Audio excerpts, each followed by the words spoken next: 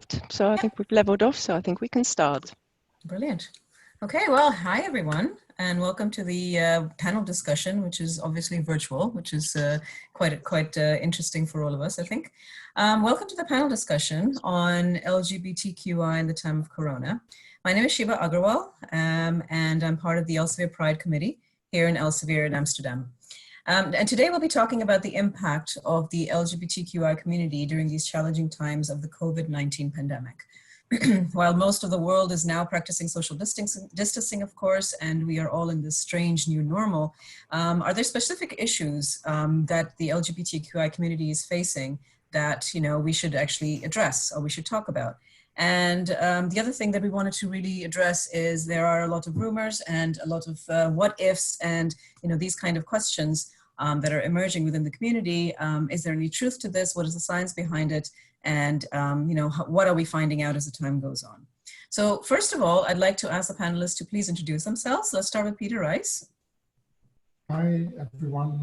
My name is Peter Reiss. I'm a clinician working in the field of infectious diseases and HIV in particular. Work in Amsterdam, and where I'm also a professor of medicine and director of the HIV Monitoring Foundation. Thank you. Can you take up the reins, Peter Hayward, please? Hi there, yes. I'm Peter Hayward, and I'm the editor of the Lancet HIV, which is a journal that publishes research and reviews and opinion about, as you might guess, HIV.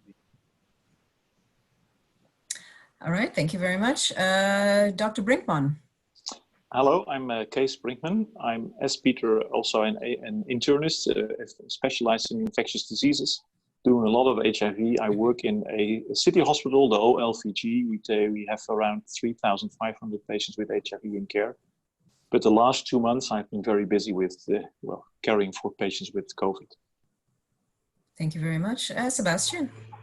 Hi, everyone. I'm Sebastiaan. I am a representation of the activist organization PrEPnu, who fights for PrEP access in the Netherlands. That's what I do in my spare time. During the day, I am an HIV researcher, PhD candidate, and during the last few weeks also have taken care of some COVID patients. All right, thank you so much, guys. Before we begin, I'd just like to remind everybody who's attending the webinar, if you have any questions at all, please do put them in the Q&A box, which is at the bottom panel of your window in the Zoom window. So please go ahead and ask questions, and hopefully we'll be able to answer them. All right, so let's start off the discussion now by first defining what exactly SARS-CoV-2 is. What is the new coronavirus? Peter Reiss, would you like to explain? Sure, I'll try. And I want to say up front that I have personally not been involved in the clinical care of patients. So anything that Kees, for instance, wants to add, he should feel free to do so. So SARS-CoV-2 it's a viral infection. It's an RNA virus. It's a primarily respiratory virus. And it's a so-called, and that's important, zoonosis. So it's a virus that jumps from animals to people. And it's important to realize that it's a coronavirus. There are other coronaviruses that have done the same thing, jumped from animals to people. And some of them are don't cause very serious disease, more like almost like the common cold. There's 4 coronaviruses that do that. And then there are 3, of which SARS-CoV-2 is the latest member, that cause more severe respiratory illness in people. The first of those 3 was SARS back in 2003, and then a Middle Eastern respiratory syndrome virus, coronavirus, in 2012, and then late last year, the latest one.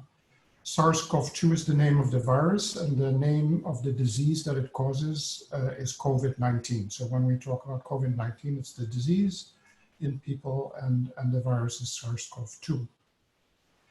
And the theory that I think the most likely theory is that, like many other coronaviruses, this virus originated in bats, and it likely had an intermediary animal host which it infected before jumping to humans. I think the debate is still out there, but there's the so-called pangolin is the most likely candidate. But I think the definitive jury is still out on that. Like all viruses, it needs human cells to reproduce. And what it does, it primarily likely infects people through the respiratory tract, where the upper respiratory tract, notably the nose, is probably a likely entry point. And that also has already been demonstrated. And then in people who get sick, it moves down to the lower respiratory tract and the lungs. And that's very different from those common cold coronaviruses. It uses a certain protein on the cell surface, a so-called receptor, to gain entry. There's actually two receptors that it uses, the so-called ACE2 receptor. And interestingly enough, that receptor is the same that SARS in 2003 and I believe also MERS used. No, MERS, I'm not sure, not totally sure. And the other thing I think which is interesting that we've learned talking a little bit about the disease that it causes is that doctors, I think within weeks, have learned very rapidly, and I'm sure Kees has seen those examples, that it really, apart from the lungs, can cause systemic illness in which the blood vessels are affected. There's been a lot of reports on cardiac involvement, so involvement of the heart. Another issue to mention is that people have been looking extensively exactly how this virus, and that reminds me of the days of HIV, how it actually causes disease. And it's clear, or it seems to be clear, that in the early part of the infection, viral replication is clearly important, and the place where the virus replicates causes the symptoms. But then later on in the disease, especially if people get sicker, it's more the immune response of the person that it infects that plays a role. And there's a large-scale inflammatory response, which in the people in which that gets out of hand are the people that tend to end up on the ICU and become seriously ill. And the other thing that was recognized not really in the very, very beginning, but pretty soon, is that the human coagulation system is affected, and thrombotic disease, especially pulmonary emboli, but also peripheral thrombosis, is something that particularly the doctors in the ICU started to recognize for those patients that went really downhill. So there's in the beginning, there's the whole infection viral replication story, which may or may not continue throughout the course of the illness, but certainly at some stage when people get more ill, an exaggerated inflammatory response in the host is also very much behind what causes the symptoms. And I'm mentioning that because it has driven the approach to treatment. So people, of course, like with any viral infection, are looking for drugs that will inhibit viral replication. But at the same time, there's a lot of trials ongoing on dealing with this exaggerated inflammatory response, the thrombotic illness, etc. So, and to me, I mean, I think one of the questions you asked me is what makes you think of HIV? Well, one thing that I looked up is actually the speed by which science develops and compared that. So there's been a very recent report. I don't think that paper has yet been published, of a first trial that shows some clinical benefit of an antiviral in SARS-CoV-2, remdesivir. And when I read the press release, it reminded me of the very first AZT trial in people with HIV, with severe HIV, where there was clearly a clinical benefit, but it was limited. And so that's interesting. But if you think of the timescale, then obviously HIV was, the virus was discovered in 1983, and the first treatment was in 1987. So I think I calculated it was like 72 months between the outbreak, start of the outbreak, and the first effective treatment, and it's 4.5 months in the case of SARS-CoV-2. So I think what we're seeing is that the enormous amount of science and knowledge about viral diseases, viral infections, developing treatments, learning about pathogenesis that started really with HIV and then expanded, is of enormous benefit in the case of this particular pandemic. And I think I'll stop there. Thank you, Peter. This is really, really interesting. Kees, do you have anything else to add to that? Well, one thing probably, Peter, it's not only the respiratory tract that has this ACE receptor. It's also in the small bowel, and we have quite frequently, I think there are publications that around 30% of people don't come in with respiratory complaints, but more gastrointestinal complaints, diarrhea, vomiting, nausea. So initially it was presented as a respiratory disease, but we have seen quite a lot of patients. We didn't come in with respiratory complaints, but came only in with gastrointestinal complaints. So it has actually two sides of the story. And you're right, after that, the immune system hits in, and that's when people really get sick, around day 10 or 12 after presentation. Interesting. Okay, so looking at the biology of it, you know, what is the susceptibility, or is there anything known about the susceptibility of an HIV positive person, whether, you know, if he's on, whether or not he's on antiviral treatment to the coronavirus? Peter Hayward, would you be able to take this question, please? Yeah, sure. So I mean, there's sort of two key elements to susceptibility, which I guess is susceptibility to infection and susceptibility to severe illness. And at present, we don't really have a lot of solid information on whether coronavirus affects people living with HIV differently, in terms of whether people are more or less likely to get coronavirus or more or less likely to have more severe COVID if they do develop an illness. And the interplay between the virus, immune system, and HIV drugs, if there is still unclear.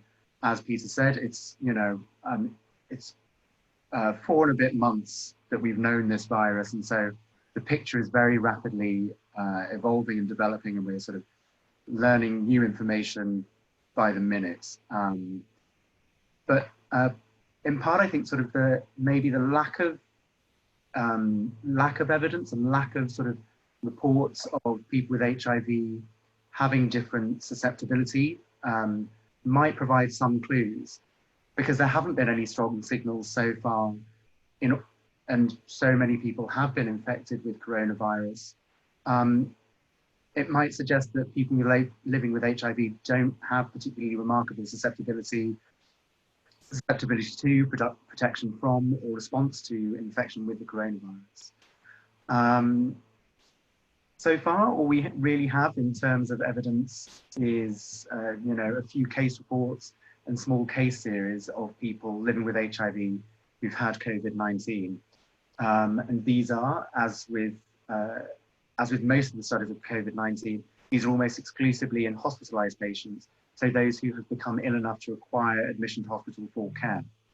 The studies that we do have, like I say, case reports and small case series, I mean, they suggest that people who are living with HIV and who are on antiretroviral therapy are no more or less susceptible than the general population.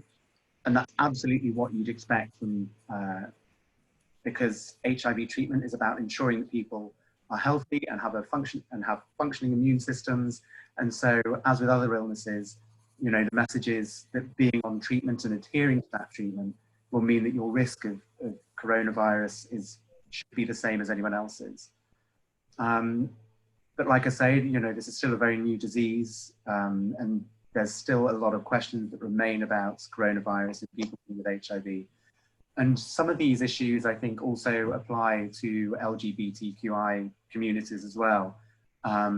So we don't know necessarily what is happening in the most marginalized populations. And this is a real issue for HIV. You know, HIV disproportionately affects marginalized populations, but almost all of the cases that we have of co-infection so far are in people who were already on treatment for HIV.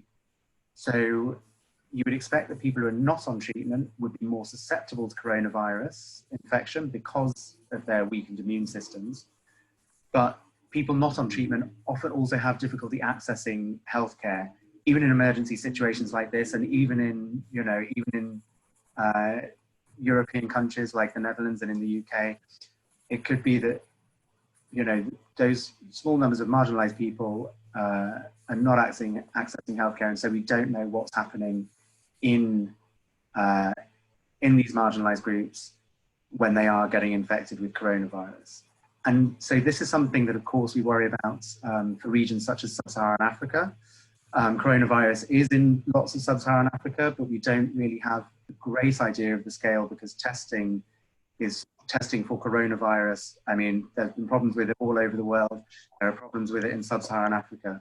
And where the prevalence of HIV is high, also in some of those settings, the actual number of people on antiretroviral therapy is still low. So there are a lot of people living with untreated HIV in that region, and this is currently a real concern.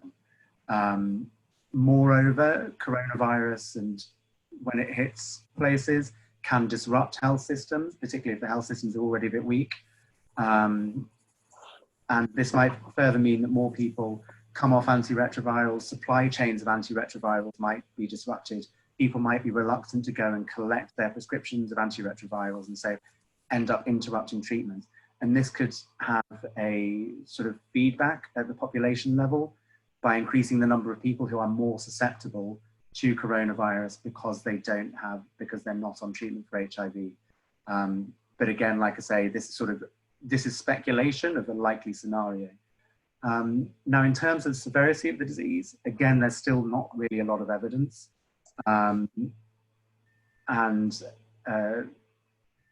But from the case series and these case reports we have so far, it seems that the people who have HIV, who are on treatment, they don't have more or less severe COVID than anyone else would. And the risk factors for severe disease in the limited number of patients that have been reported so far, but maybe the people who've treated, I mean, I don't know if anyone else on the panel has treated people with HIV and COVID, maybe speak to this later. But the risk factors for severe disease seem to remain the same. So it seems to be age and underlying health conditions other than the HIV infection.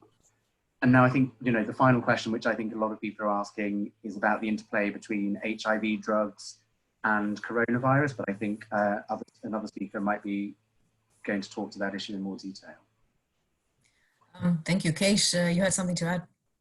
Well, the thing I wanted to add, it's important, I think, to people who are listening. We don't know who is mostly at risk for a severe corona infection. If we do look in the general population, what we know now is that around 65% of patients who attract coronavirus don't have any complaints at all.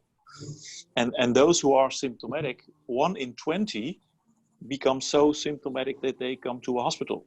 And out of those who come to a hospital, 1 in 5 will probably end up in the ICU. So we see a lot of pictures on people in hospital and ICU, but it's a very small minority who really gets so far.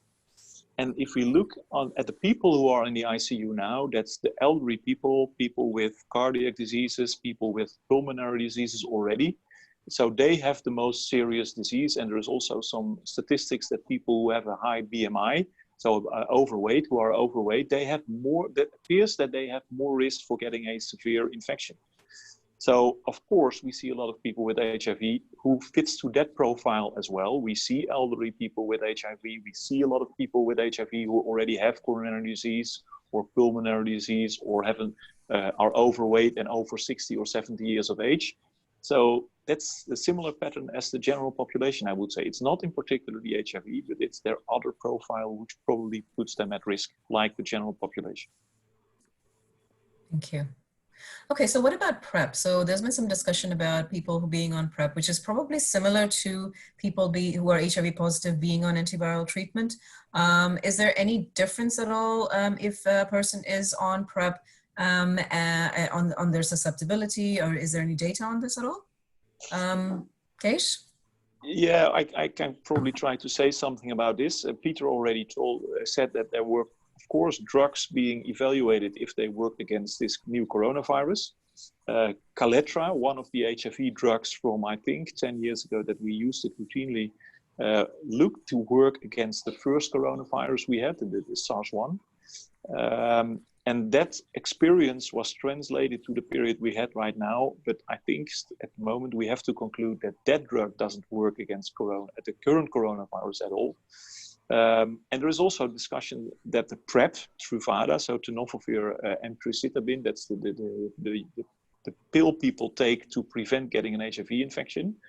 I heard that in Spain, they are trying to see if that works as a prevention against coronavirus at all. I was a little bit puzzled by this because I think it's a very wild guess that it's probably doing something. I understood that because our Spanish colleagues had the idea that people who were on Truvada had probably less chance of getting a corona infection, but I've not seen published that anywhere. I understood that in Spain they try for instance, healthcare workers to give them this Truvada as a prevention to get corona if they are treating people with corona disease, but there are no results so far, and I would be surprised if it would, because it's a completely different virus, HIV and this coronavirus. It's working in a different way. The tenofovir and emtricitabine works against HIV. It works also against hepatitis B, so we know it works to different viruses. But in vitro, so if we look at the lab, there is no clue that we can believe that this coronavirus can be suppressed by tenofovir or emtricitabine. So there are no preclinical data, as we call it, to presume it's going to work. And I would therefore be very much surprised that the Spanish colleagues will probably come in August and tell us that Truvada is going to work in preventing corona disease. I think it will be a disappointing trial, but it's a trial that they are doing. I've not seen it registered somewhere, so it's probably only local, but we will see probably what it brings. As my personal opinion, I will be surprised. Okay, fair enough. Sebastiaan, do you have anything to add here? No, I think that Kees is absolutely right, that there's absolutely no evidence for it that it would work. It's a bit of an issue on especially social media, because people are being advised to stop using their PrEP because of the social distancing. They're not really allowed to have changing sexual contacts, and there's no really point of continuing it. And then when someone like this trial suggests that there may still be some effect, that sort of puts people in doubt whether to keep using or not. Yeah, so everyone is a little bit confused about that, but I think considering the fact that there really is no in vitro data, it should be absolutely safe to stop using PrEP if you're not at risk for HIV. Fair enough. Fair enough. I do agree. Okay. I'm intrigued a little bit by the social aspect of this. So, Kees, I think, I've forgotten who actually mentioned this now, but somebody actually mentioned about the fact that there are people that are actually not getting the treatment that they need. So HIV positive people, LGBTQI people who are not getting, who are being, sort of marginalized when it comes to care if they're positive with corona. What exactly is happening in that sphere? I mean, I cannot imagine. So I think it was Peter, you said that in the UK, people are being marginalized. I can imagine that this is happening, but could you please tell us more about that then, Peter, perhaps Peter Hayward? Yeah, sure. Well, so I wasn't necessarily saying that people, so not necessarily that people aren't getting the treatment for coronavirus because they're marginalized, but I mean, that could be the case. People who don't want to engage with healthcare might be reluctant to seek it, and you can imagine that certainly happens. And you can imagine that it would happen with any other health problem, really. Marginalized groups being reluctant to seek care. I know that what we have seen in what is being seen in certain parts of sub-Saharan Africa, going back to this again, is that because LGBTQI populations there do really rely on very specialized services to be able to access healthcare in certain parts of the region. And because of reluctance to travel or go outside because of lockdown restrictions, people aren't able to access their usual, sort of the very limited routes to care that they do have. So again, this is sort of my theorizing that these marginalized groups are probably going to have trouble finding care. It's theorizing, but I do think it's probably likely in some situations. Okay.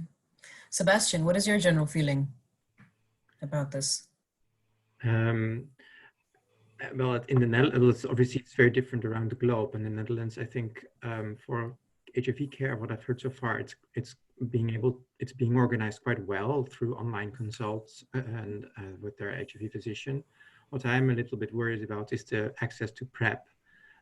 because lots of the social measures, the social distancing measures that are being implemented, they include this restriction of not being allowed to have sex with other people than steady partner in your own home, which is very strict rules. And the sexual health clinics are in the Netherlands also the clinics that are now currently being busy with the contact tracing of COVID patients. So their resources are being reallocated. The people that work there are being reallocated, and the people that are on PrEP are just getting messages sent home saying, so it's Corona time, you cannot have loose or changing sexual partners anymore, stop using your PrEP, and we hereby cancel your appointment.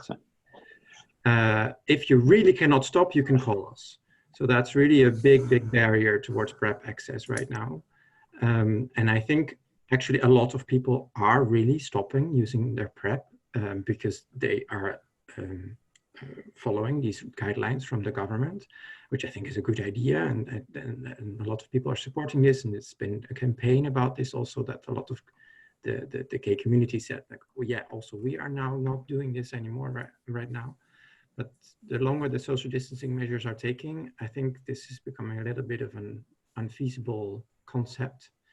Because people are just craving intimacy and craving connection with other people. And well, the gay community is at risk for HIV, and if that really has an effect on PrEP care, then that makes me worried a little bit. So do you think that there's going to be a, maybe as people kind of get back to normal life and get back sort of on PrEP, there might be a little bit of an increase in number of infections, perhaps? I mean, is that your main worry? Yes, if that would be the case, yes. If everything needs to go underground again, where you cannot be open about sexuality, then we go back to decades of emancipation. And even though there's a good rationale for this right now, people are just people, and there's diversity in how they interpret these new rules. And yeah, PrEP is one of the harm reduction methods to try to contain the HIV epidemic. And so yes, if we don't address this issue, you will get more HIV infections. Fair enough.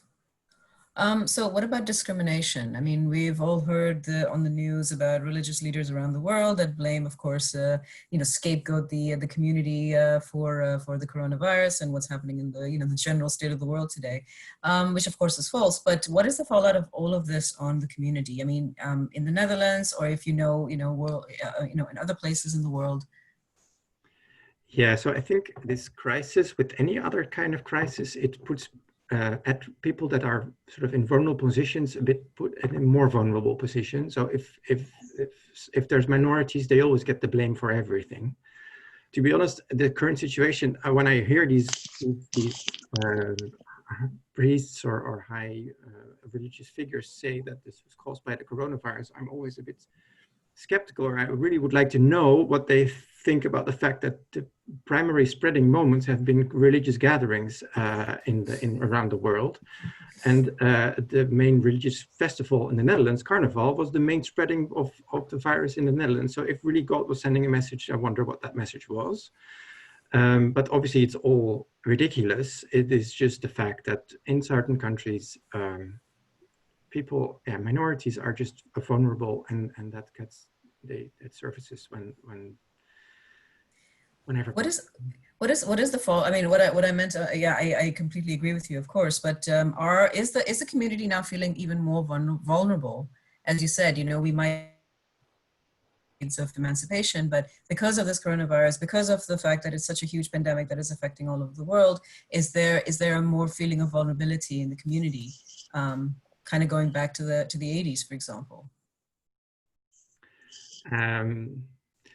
Yeah, it's a bit of a difficult question. I think any person right now living in the country, especially with these social distancing measures, that has a certain type of vulnerability, like having depression or having a problem with drugs, or being lonely, being alone in general, all those sort of characteristics put people who it causes a certain vulnerability, and now and during this period of time, that vulnerability becomes more of an issue because you cannot go out, you cannot, if you have a problem with drugs, there's absolutely nothing else you can replace it with.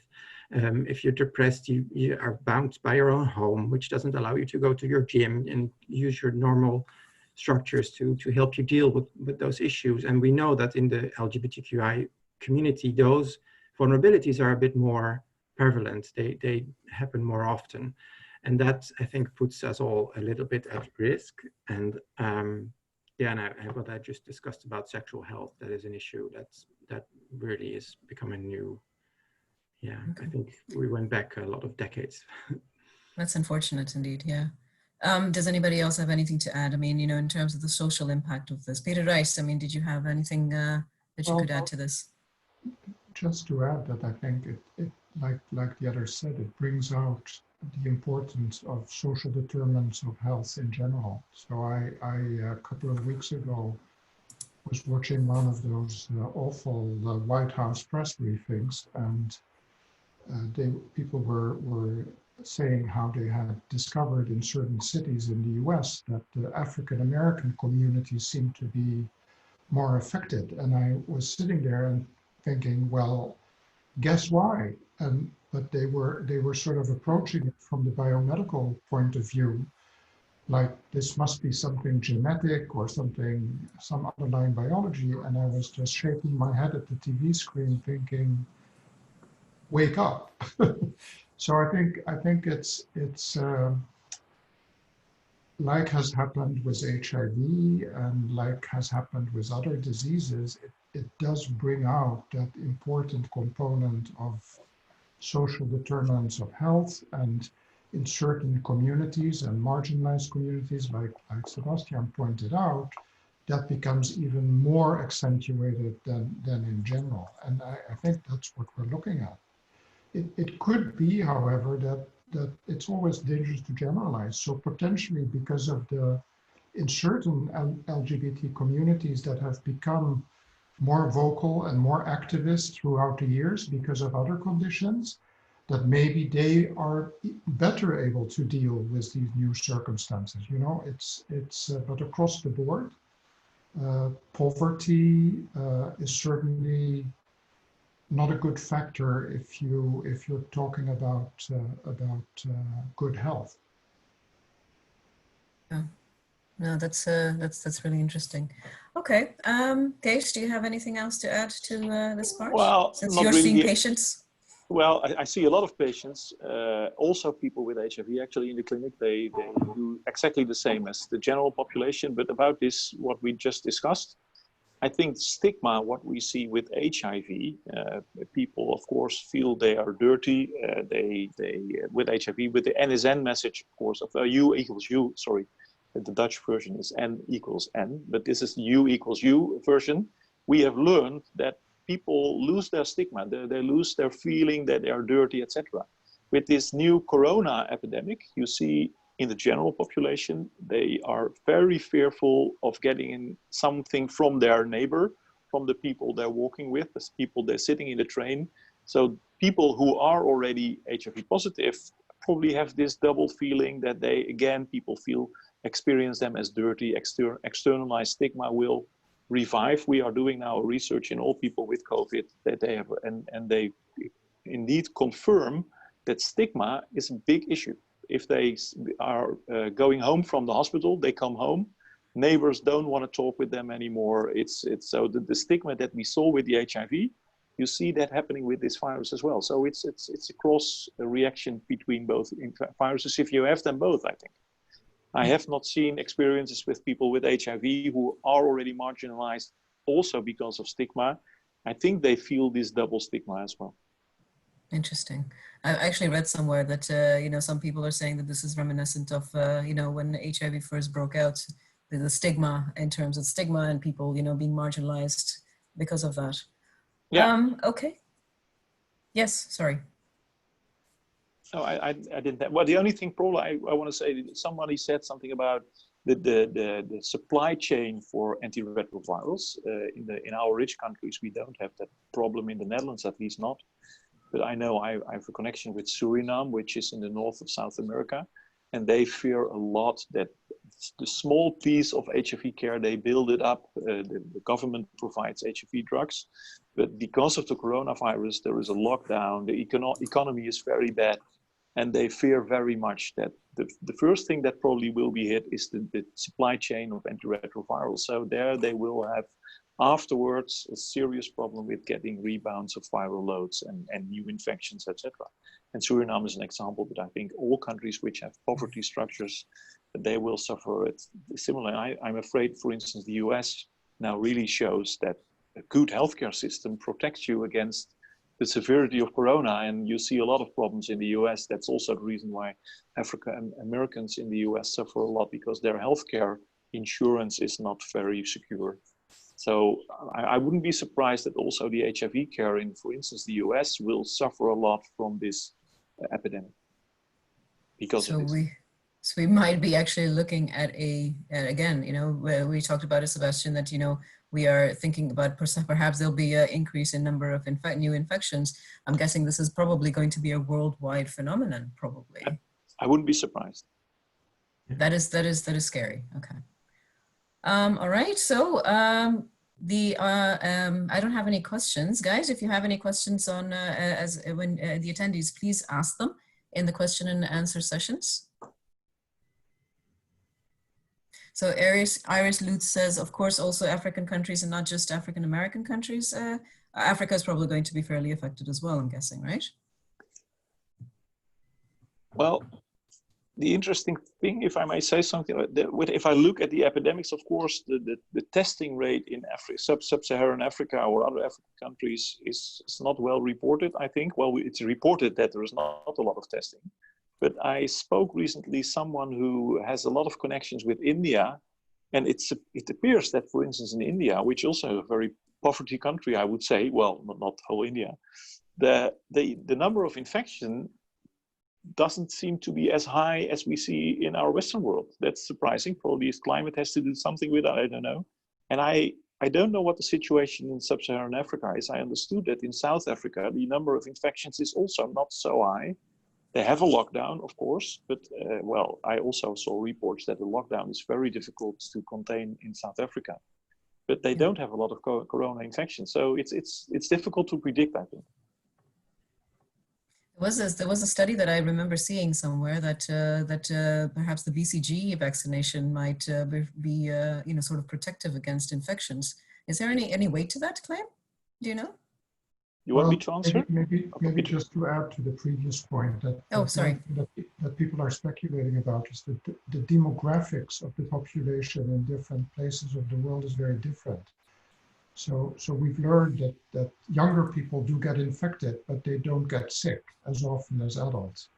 And of course, the demographics in a continent like Africa, and to some extent, I guess, India as well, is very different, with a much larger proportion of young people. So people are speculating that might be one of the issues. I'm sure there will be multiple explanations, but it's one of the early things I've heard.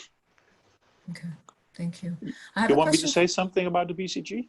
Yes, please, Kees. Go ahead. There are observations, and that's where it started, that people who had a BCG, well, BCG is a vaccination that you get for tuberculosis. It's a very old vaccine, but also BMR vaccinations, so childhood vaccinations. People who had those kind of vaccinations, there is an observation that people probably have less severe coronavirus infections. So there are trials being set up now all over the world, I guess, that people get a extra BCG, or if they haven't had BCG at all, they get new BCG or get a booster of the BMR. And the idea behind these vaccines is that it's not working against corona on itself, but it boosts the immune system. So once you contract this coronavirus, your immune system is already very eager to get rid of this coronavirus. That's the idea behind it, but it has to be proven. But that's the story behind BCG and other vaccines. Thank you. So Derek Handley wants to know, is there any data on how the pandemic is affecting the access of LGBTQI people to mental health services and trans people to gender identity services?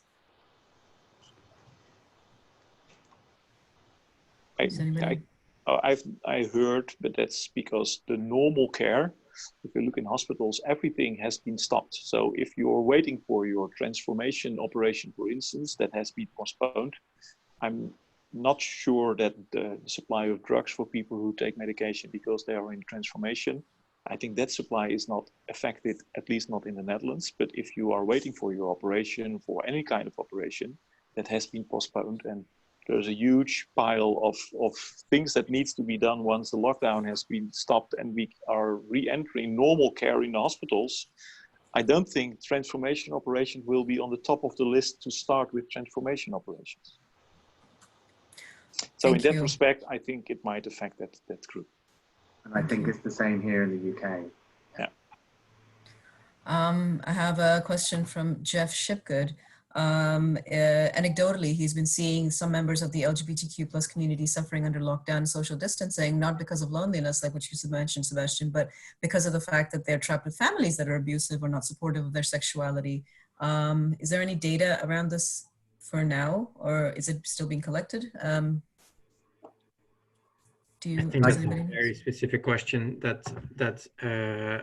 I think is absolutely right, and which is again the same kind of issue where you have this vulnerability of being in an abusive home and not being allowed to go home, and that this suddenly gets very much emphasized and problematic with all these corona measures. And it's one of the many effects that these corona measures have. I mean, we're talking about the virus a lot here and about the effects of the virus itself on health, but I think the social measures, as the social distancing measures as in themselves, are having a lot of causing a lot of damage at the moment, and they're causing a lot of suffering on very many aspects in life.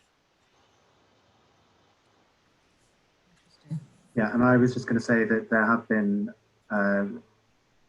reports of increased use of domestic abuse helplines and things during the lockdown period, which again is related to people being stuck at home in abusive relationships. And you can imagine the same thing affecting LGBT people who are, as Sebastian said, you know, stuck at home in situations that aren't ideal.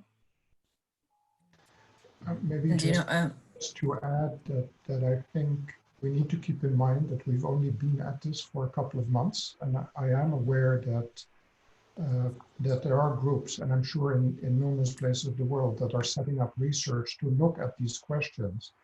But it's really no surprise that that there are no data yet. I mean, it will take time, but certainly social scientists are very interested in these effects of social distancing and the different measures that have been taken. And I think and of course it creates an opportunity to actually look at what this does to people and hopefully learn from that for the future.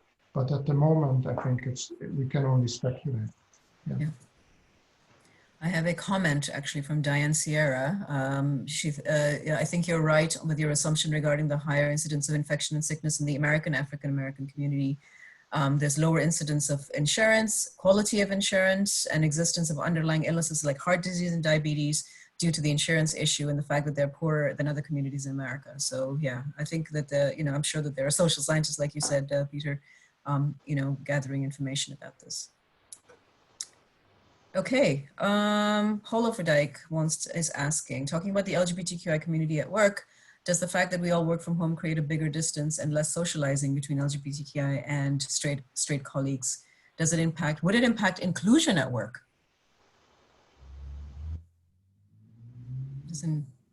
What do you expect, Sebastian? Well, thinking logically, that may be one of the effects, I think, but I think we have to keep in mind that it's not just LGBTQI people that are suffering from this new situation. A lot of people are experiencing stress under these circumstances. And to be honest, I've had a lot of my straight co-workers who have children who are experiencing major amounts of stress because they have their children at home all the time. And people who don't have those children have it less stressful. So I think there is some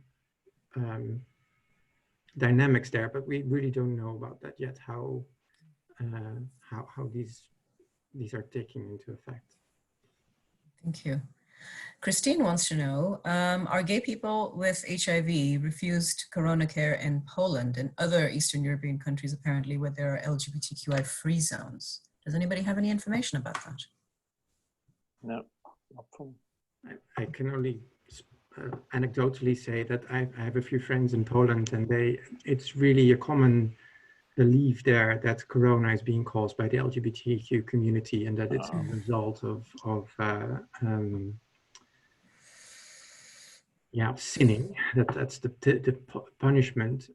But again, this is just these people are so extremely vulnerable in these areas that whatever new issue hits the country, it will just affect them much more. And I don't know. I think it's going to be very diverse across the country, and there are going to be horrible stories and there are going to be good stories, I think. So I think that brings us to the next very logical sort of question from both Paul and Rituparna, both of them, and actually me too. We want to know what can we do? I mean, you know, are there resources available for people in trouble? You know, perhaps locally in the Netherlands, perhaps in the UK, perhaps in places like Poland. You know, if you're in trouble, what can you do?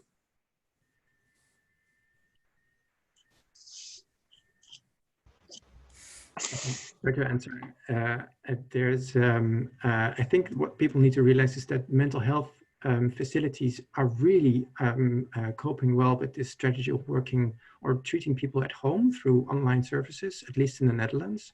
So it definitely doesn't mean that there's nothing out there in terms of therapy. It might be more difficult to reach your GP right now than a therapist. And I've heard quite a few therapists say that that's actually working quite well. So that's I mean, I think the normal regular pathways towards mental health care are still operational. And another thing about the stigma that as we talked about earlier, I think that what we really need to know from or learn from the HIV stigma is that knowledge is really key. I think keeping people and each other informed about what's risky and what is not, and is really important to keep stigma down and to make sure that people aren't becoming isolated, and that really knowing that when someone has had it, it is safe to be close to them again. That's something I think is really worth emphasizing. Yeah, but if I may add something to that, we don't really know that right now as specialists, actually. And if you see the information that's being spread by all kinds of governments of what's safe and what's not safe, guidelines are not very clear about that. How long are you still infectious after you had the disease? So you still people, a few of my patients I saw last week, they were admitted 1.5 months ago. They were still wearing masks, very afraid that they could transmit it to somebody else or that they could contract it again. So because the government, our Dutch government, is not spreading the news that if you once had it, you're safe, you cannot get it again. So the knowledge that we need, I fully agree with you, to fight stigma, knowledge is key, but that key is not so clear right now. And then to teach somebody about what's safe and what's not safe, well, the experts are not, the jury is not out what's safe. And that makes it difficult to fight that stigma. It's such a fair point. Peter Hayward, you had something that you wanted to add? Yeah, so I was just going to come back to the questions about anxiety and stress for the LGBTQI communities and stuff. So like there will be local resources in your country. So in the UK, we've got something that's colloquially known as the switchboard, which offers lots of support to people, sort of the queer in its broader sense community who are struggling. And so it's good to know that number. It's good to know sort of numbers for other charities and organizations that do offer support to people from the community. And then also, I mean, actually, because this is a sort of call within Elsevier and about Elsevier Prize, should remind people that actually Elsevier does provide various resources.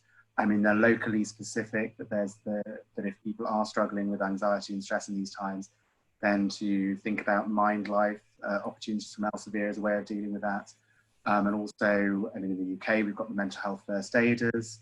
and employee assistance programs and similar things like that in different parts of the world. So it's worth sort of, the Elsevier employees who are listening in, to familiarise yourself with the resources offered locally by the company as well. Thank you.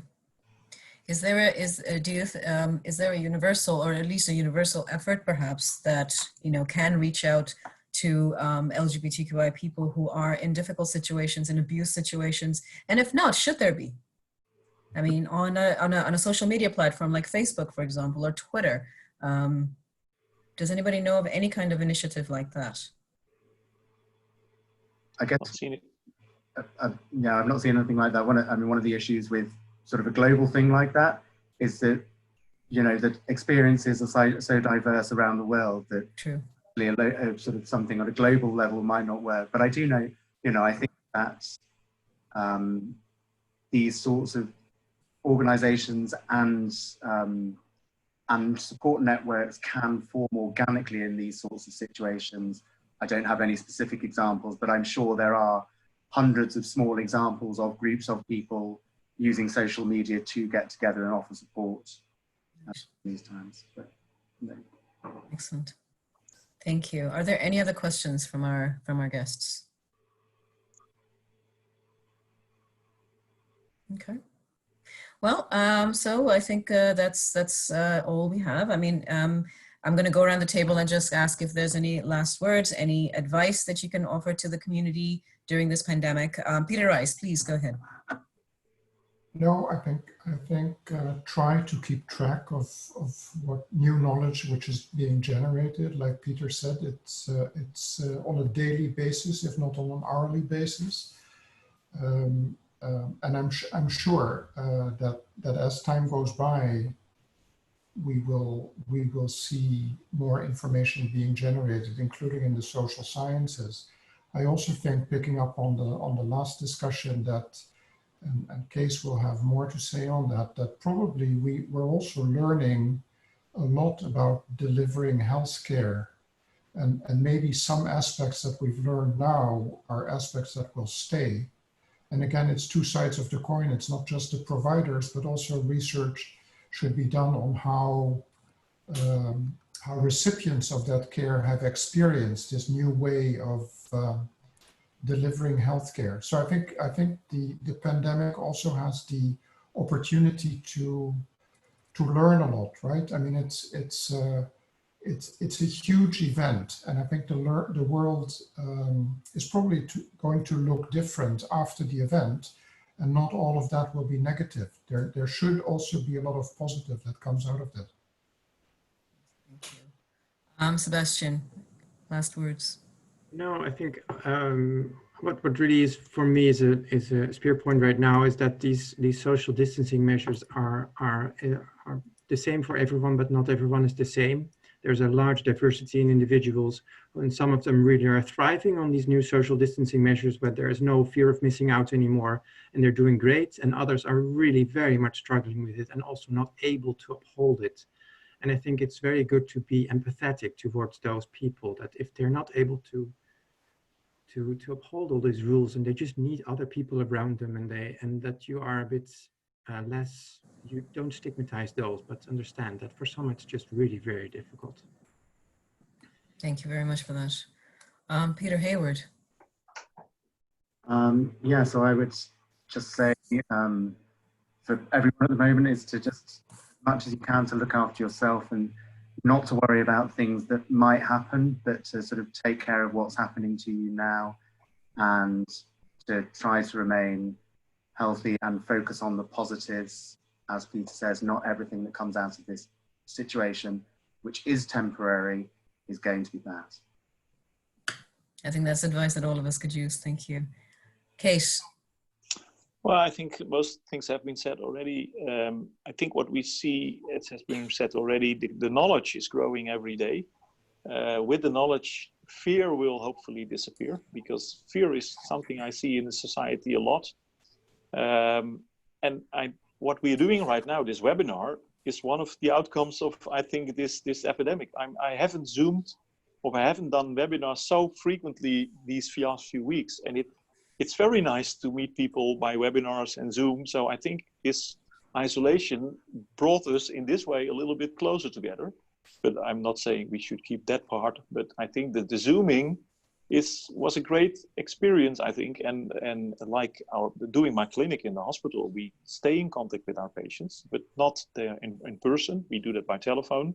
And I think a lot of patients already told me, can't we do this more frequent? Why should I come to a hospital if I can only do this by telephone? And I think that's a great idea. Insurance companies also see now that this delivers good care if you do it by telephone. You give people responsibility, and you see it the same happening in the general population about social distancing. You give people responsibility, and actually responsibility is what you need for chronic HIV care. So it helps bringing those worlds together, I think, and hopefully we will keep the good parts from this epidemic in the end. Perfect. Thank you very, very much for those words. Well, I'd like to thank all of our panelists, Peter Reiss, Sebastiaan Verboeket, Kees Brinkman, and Peter Hayward for a fantastic webinar. Thank you very, very much for your knowledge and also your time. I hope you guys enjoyed it as well. And hopefully you have stepped away from this with some more knowledge and armed with a little bit more of more knowledge than before. And let us know what you think. Send us feedback if you have any. And thank you again for attending. Thanks, guys. Okay. Thank you. Yeah, bye-bye. Right.